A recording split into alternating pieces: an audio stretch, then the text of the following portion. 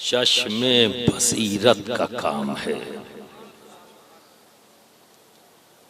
हक की तलाश चश्मे बसीरत का काम है।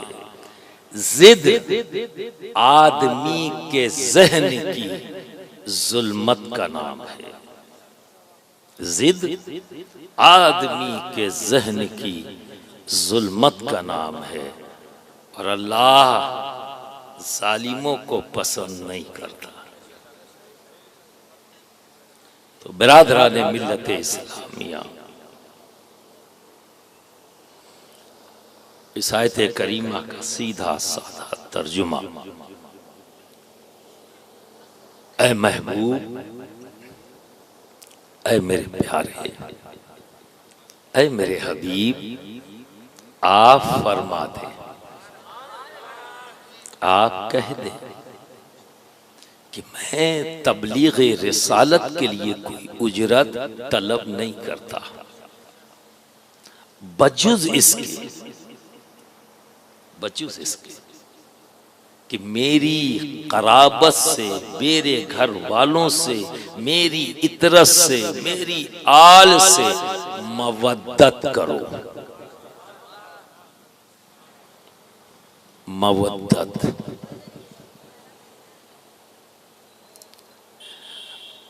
हर आयत करीमा की शान नुज़ूल में होती है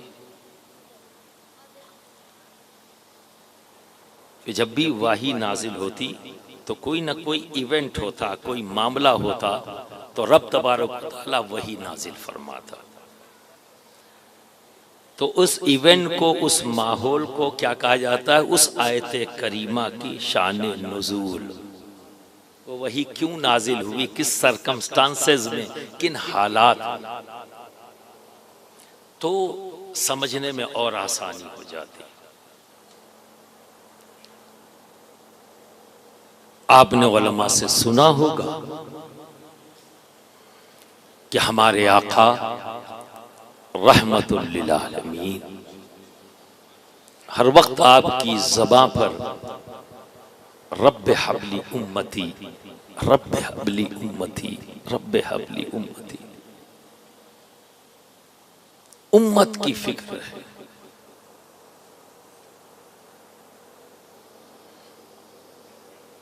सहाबा ने सोचा कि हमारे आका हर वक्त हमारी फिक्र करते हैं, हम तो अंधेरों में थे, अल्लाह रब्बुल इज्जत ने रहमत बनाकर अपने हबीब को हमारे दरमियान भेजा और इस हबीब ने हमें अंधेरों से खींचकर नूर अता किया, इल्म का नूर अता किया, कामयाबी अता की, जन्नत के करीब कर दिया। हर वक्त हमारी फिक्र करते हैं अपने रब की बारगाह में, रब्बे हबली उम्मती, रब्बे हबली उम्मती। तो क्यों ना हम अपने नबी की खिदमत करें। हमारे नबी का भी घर है, उनकी भी घरेलू जिम्मेदारियां हैं, तो क्यों ना हम उन घरेलू जिम्मेदारियों में हिस्सा लें। ये ख्याल पैदा हुआ उस जमात के जहन और फिक्र में जिनकी नीयतों पे कोई शक और शुबहा किया ही नहीं जा सकता। ये वो जमात है कि जहां नबी का पसीना ये हंसते हंसते अपना खून बहा दे। ये वो जमात है कि इस जमात के किसी फर्द से ये पूछा जाए कि तुम क्या चाहते हो, तो पलट कर यही जवाब देते कि अगर रब तबारक व तआला हमें 100 बार जिंदगी दे तो हम 100 बार हंसते हंसते अपनी जिंदगी अपने आका पे कुर्बान कर दें। ये वो जमात, इसीलिए मैंने कहा जिसकी नीयतों पर शक और शुबहा किया ही नहीं जा सकता, उस जमात ने सोचा, यानी सहाबा ने सोचा कि हमारे आका हर वक्त हमारी फिक्र में रहते। बेटे हेलो, चलो हर वक्त हमारी फिक्र करते हैं, हम भी खिदमत करें। तो ये ख्याल जब हुआ तो आपस में कुछ कलेक्शन किया, पोटली बनाई और बारगाहे रिसालत माब में हाजिर हुए। खिदमत की नीयत है, खिदमत की कुछ और नहीं, और शक किया ही नहीं जा सकता, ये भी जान लें, जहन में बैठा लें। बारगाह में हाजिर हुए, वही नाज़िल हुई। क्या हुई? कुल्ला असलुकुम अलैहि अजरन इल्लल मवद्दता। ऐ महबूब, इनसे कह दे, इनसे कह दे। किनसे कहा जा रहा है? जिनकी नीयतों पे शक और शुबा नहीं, उनसे कहने के लिए रब का, इनसे कह दे कि मैं तबलीग रिसालत के लिए कोई उजरत तलब नहीं करता, बजुज़ इसके कि तुम मेरे घर वालों से मवद्दत करो। मवद्दत, अगर मवद्दत का ट्रांसलेशन, इसका तर्जुमा फकत मोहब्बत कर दिया जाए तो मकसद हल नहीं होगा, नहीं होगा। रब कह रहा है और किससे किसके लिए कहलवा रहा है? अभी इनसे कह दीजिए, तो कोई मामूली बात नहीं होगी, मामूली बात नहीं होगी।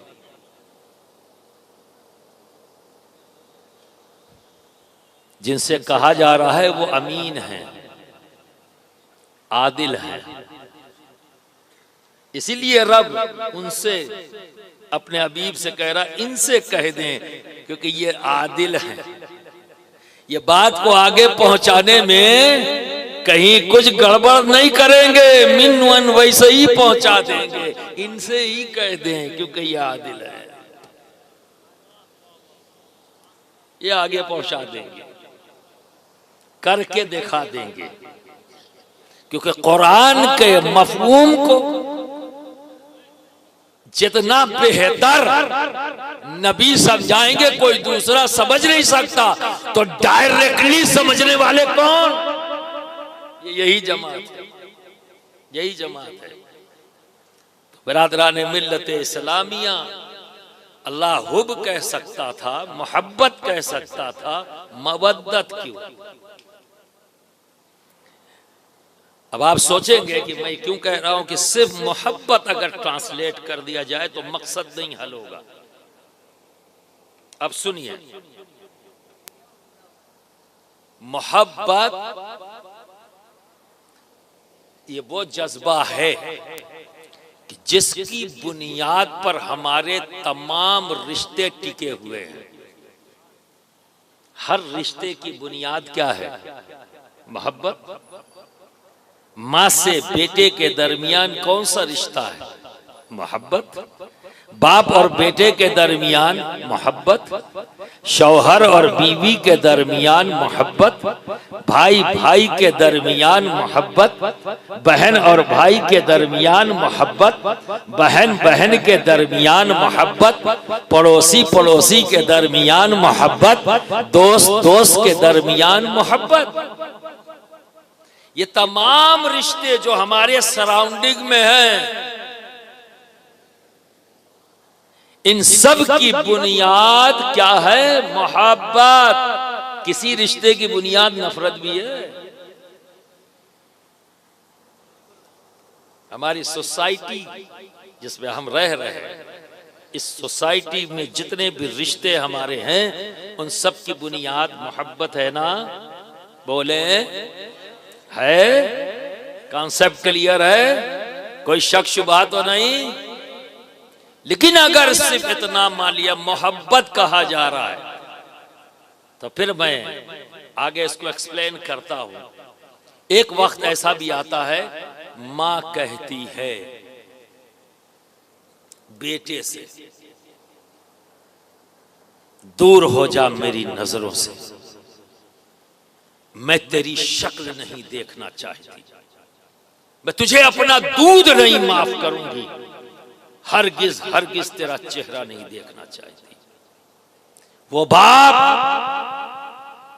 जो अपने बच्चों को बेहतर मुस्तकबिल देने के लिए रातों दिन पसीना बहाता है, तकलीफें सहता है और उफ नहीं करता, ताकि अपने बच्चे को बेहतर जिंदगी दे सके, बेहतर खाना, बेहतर कपड़ा, बेहतर घर, जिंदगी की तमाम तर सहूलियात दे सके, उसके लिए रातों दिन मेहनत करता है।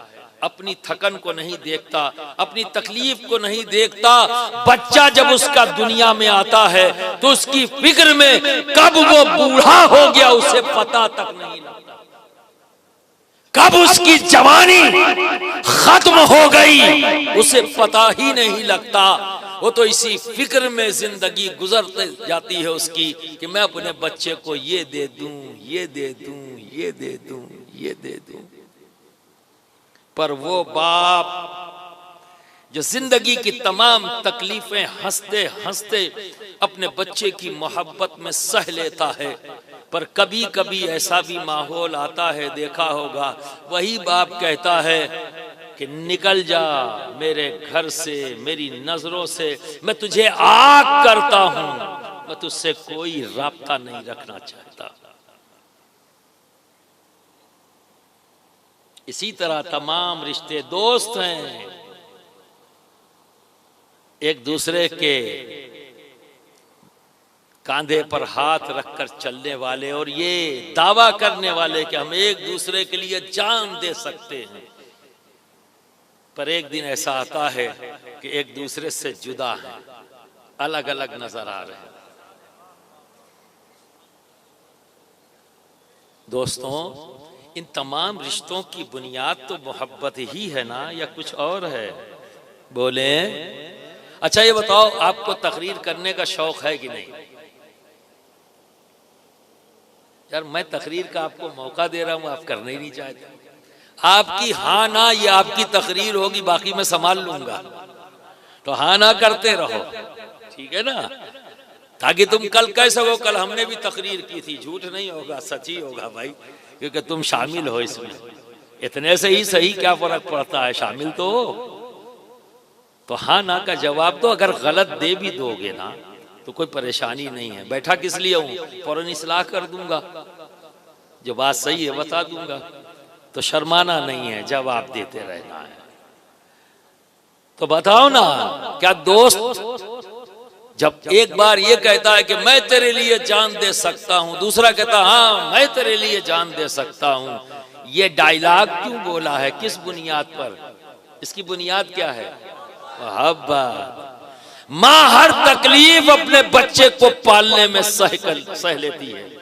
जब बच्चा माँ के शिकम में होता है, माँ के पेट में होता है, गहरी नींद में होती है, फिर भी करवट बहुत संभल के लेती है, कहीं मेरे तेजी से करवट लेने में मेरे बच्चे को तकलीफ ना पहुंच जाए। उस गहरी नींद में भी अपने बच्चे का ख्याल बड़ा संभल के करवट लेती है।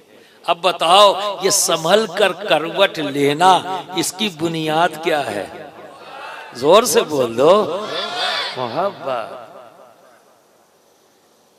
एक भाई पर उसकी बहन फख्र करती है, जब भाई उसके साथ होता फख्र करती है, ये मानते हुए कि ये जब मेरे साथ खड़ा होगा तो मैं महफूज हूं हर बला से, हर परेशानी से। ये एहसास हिफाजत का, ये अपने भाई के लिए। ये बताओ, इसकी बुनियाद क्या है? मोहब्बत। वो बहन अपने घर में अपने भाई का इंतजार कर रही है कि मेरा भाई काम से लौट के आएगा, थका हारा आएगा।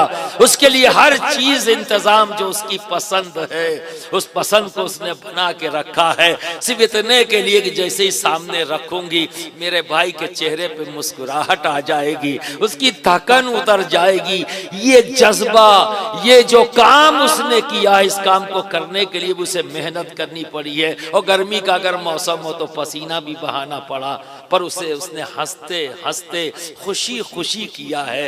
ये काम उसने क्यों किया है? इसकी बुनियाद क्या है? मोहब्बत। पर बहन को भाई से जुदा होते देखा, बहन को बहन से जुदा होते देखा, बीवी को बीवी से जुदा, वो शौहर से जुदा देखा। जबकि एक वक्त ऐसा है जो बीवी बनकर आई, अपने माँ, अपने बाप, भाई, बहन, अजीज, अकारिब सबको छोड़ दिया एक जात के लिए, सबको छोड़ दिया एक जात के लिए, और उसी के होके रह गई। रातों दिन उसी की खुशी में उसकी खुशी बन गई। उसकी मुस्कुराहट शौहर की मुस्कुराहट बीवी की मुस्कुराहट बन गई, शौहर की राहत बीवी की राहत बन गई। शौहर को देखा खुद भूल गई कि मैं थकी हुई थी। बताओ, ये जज्बा जो उसमें पैदा हुआ है, उसकी बुनियाद क्या है? मोहब्बत। वो शौहर जो रातों दिन मेहनत करता है, एक एक पैसा गिन गिन के जमा करता है, कमाता है, उसके बाद अगर कहीं देना पड़े तो आपको लगता है खर्च, अरे यार मेरा 20 रुपया खर्चा हो गया, तकलीफ होती है। लेकिन सारी कमाई जब बीवी के हाथ पर रख दिया तो रोते हुए देते हो या हंसते हुए देते हो? मुस्कुरा कर देते हो ना। अच्छा लगता है अपनी कमाई उसके हवाले करते हुए। तो ये मुस्कुराने का जो अंदाज है, इसकी बुनियाद क्या है? मोहब्बत।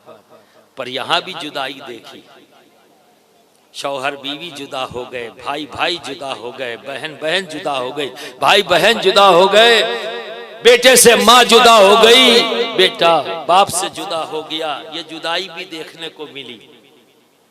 वजह तो जब बाप से पूछा कि भाई तुम्हारा बेटा है, क्यों ऐसा कहते हो कि निकल जा मेरी घर से, मेरी नजरों से दूर हो जा, मैं तेरी शक्ल नहीं देखना चाहता, आखिर इसकी वजह क्या है? तो जवाब आता है, मेरे बेटे ने ऐसा कह दिया, मेरे बेटे ने ऐसा कर दिया कि मुझे बहुत बुरा लगा। ये जुमला याद करते जाएं, बहुत इंपॉर्टेंट जुमला है। बाप ने क्या कहा? मेरे बेटे ने ऐसा कर दिया, मेरे बेटे ने ऐसा कह दिया तो मुझे बहुत बुरा लगा। मुझे जब शौहर बीवी अलग हुए तो यही क्लेम है। अगर शौहर से पूछो तो कहता मेरी बीवी ने ऐसा कर दिया, मेरी बीवी ने ऐसा कह दिया, मुझे बहुत बुरा लगा।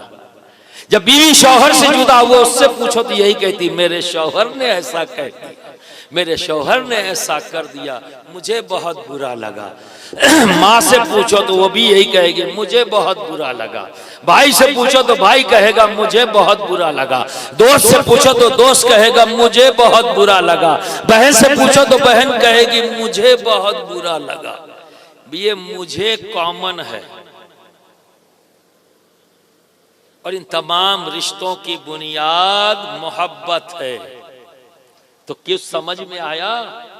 मोहब्बत उसे कहते हैं जिसमें जात का ख्याल बाकी रहता है। क्या रहता है? जात का ख्याल। तभी तो कहा मुझे मुझे मुझे मुझे मुझे मुझे। तो ये मुझे मुझे क्या है? जात का ख्याल बाकी है। मोहब्बत है, मोहब्बत है, पर जात का ख्याल बाकी है। यही वजह है कि अगर किसी घर में आग लग जाए, अम्मा अब्बा भाई बहन घर के बाहर, एक बच्चा घर में छूट गया, अब्बा भी चिल्ला रहे कोई है जो बच्चे को बचा ले, बहन कह रही कोई है जो बचा ले, भाई भी कह रहा कोई है जो बचा ले। खुद नहीं जा रहे, खुद नहीं जा रहे, कोई बचा ले। खुद क्यों नहीं जा रहे? जात का ख्याल बाकी है, पर जो अंदर है उससे मोहब्बत है। ऐसा नहीं कि उससे मोहब्बत नहीं, मोहब्बत है, पर यह जज्बा ही है कि जात का ख्याल बाकी रहता है, जात का ख्याल। अब अगली मंजिल है इश्क। आप सुनते रहते हैं ना, जुमलों से ही समझाना चाह रहा। इश्क भी सुना होगा। इश्क किसे कहते हैं? जिसमें जात का ख्याल खत्म हो जाए, उस मंजिल को क्या कहेंगे? इश्क। जब जात का ख्याल खत्म, वो इश्क है कि हज़रत बिलाल नंगा बदन, तपती हुई रेत, सीने पर भारी पत्थर की सिल्ली है और नेज़ों से जिस्म को छेदा जा रहा है। और क्या कहा जा रहा है? ऐ बिलाल, नामे मोहम्मद मत लो सल्लल्लाहु अलैहि वसल्लम। बशरियत का तकाजा है जलन का एहसास करना, बशरियत का तकाजा है वजन का एहसास करना, बशरियत का तकाजा है तकलीफ का एहसास करना। तो हज़रत बिलाल भी बशर हैं, तपती हुई रेत का एहसास बशरियत का तकाजा है। जब जिस्म में नेज़े चुभाए जा रहे हैं तो उस चुभन का एहसास करना यह भी बशरियत का तकाजा है। जब सीने पर भारी पत्थर रखे गए, पसलियां कड़कड़ाने लगी, उससे जो दर्द पैदा हुआ वो भी बशरियत का तकाजा है। पर हज़रत बिलाल को इन तमाम चीजों का एहसास नहीं। कहा जा रहा है नाबे नबी न लो, पर वो क्या करे? या मोहम्मदा, या मोहम्मदा, या मोहम्मदा। सिर्फ ने जितने नेज़े चुभाए, आवाज सिर्फ एक निकल रही, या मोहम्मदा। इस मंजिल को इश्क कहते हैं। जब जात का ख्याल खत्म हो जाए, बस उस जात का ख्याल बाकी रहे जिसका मैं गिरविदा हूं, उस मुकाम को इश्क कहते हैं। जंगे बदर, जंगे ओहद, ग़ज़वाए ओहद, शोर मचा कि माज़अल्लाह नबी को शहीद कर दिया। ये शोर तमाम साहबा किधर भागे? नबी की तरफ, और नबी के इर्द गिर्द घेरा डाल दिया। अली पहुंच गए, अली के साथ सारे साहबा हैं, सबके सीने दुश्मन की तरफ।